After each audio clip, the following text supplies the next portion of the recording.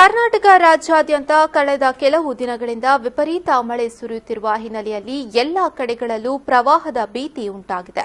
ರಾಜ್ಯಾದ್ಯಂತ ಸಾಕಷ್ಟು ಹಳ್ಳಿಗಳು ಜಲಾವೃತಗೊಂಡಿದ್ದು ಅಪಾರ ಪ್ರಾಣಹಾನಿ ಮತ್ತು ಆಸ್ತಿ ಪಾಸ್ತಿಗಳಿಗೆ ನಷ್ಟ ಉಂಟಾಗಿದೆ. ಸಾಕಷ್ಟು ರೈತರು ಹಾಗೂ ಹೈನುಗಾರರು ತಮ್ಮ ಜಾನುವಾರು ಮನೆ ಮಠಗಳನ್ನು ಕಳೆದುಕೊಂಡು ಸಂಕಷ್ಟದಲ್ಲಿದ್ದಾರೆ. ಈ ನಿಟ್ಟಿನಲ್ಲಿ ಸಂತ್ರಸ್ತರಿಗೆ ನೆರವಾಗಲು ದಕ್ಷಿಣ ಕನ್ನಡ ಸಹಕಾರಿ ಹಾಲು ಉತ್ಪಾದಕರ ಒಕ್ಕೂಟವು ಮುಂದಾಗಿದೆ.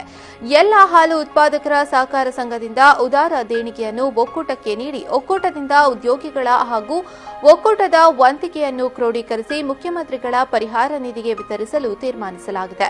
ಸಂಕಷ್ಟದಲ್ಲಿರುವವರಿಗೆ ಆರ್ಥಿಕ ಸಹಾಯವನ್ನು ನೀಡುವುದರ ದೃಷ್ಟಿಯಿಂದ ದಕ್ಷಿಣ ಕನ್ನಡ ಸಹಕಾರಿ ಹಾಲು ಉತ್ಪಾದಕರ ಒಕ್ಕೂಟ ನಿಯಮಿತ ಸಹಕಾರ ಸಂಘದಿಂದ ಉದಾರ ದೇಣಿಗೆಯನ್ನು ಒಕ್ಕೂಟಕ್ಕೆ ನೀಡಿ ಒಕ್ಕೂಟದಿಂದ ಉದ್ಯೋಗಿಗಳ ಹಾಗೂ ಒಕ್ಕೂಟದ ವಂತಿಗೆಯನ್ನು ಕ್ರೋಢೀಕರಿಸಿ ಮಾನ್ಯ ಮುಖ್ಯಮಂತ್ರಿಗಳ ಪರಿಹಾರ ನಿಧಿಗೆ ಪಾವತಿಸುವ ಅಭಿಪ್ರಾಯ ಪಡಲಾಗಿದ್ದು ತಾವೆಲ್ಲರೂ ಸಹಕರಿಸುವಂತೆ ಕರ್ನಾಟಕ ರಾಜ್ಯ ಸಹಕಾರಿ ಹಾಲು ಮಹಾಮಂಡಳಿ ಒಕ್ಕೂಟದ ಅಧ್ಯಕ್ಷರು ಮತ್ತು ನಿರ್ದೇಶಕರಾದ ರವಿರಾಜ್ ಹೆಗ್ಡೆ ಅವರು ಪತ್ರಿಕಾ ಪ್ರಕಟಣೆಯಲ್ಲಿ ತಿಳಿಸಿದ್ದಾರೆ.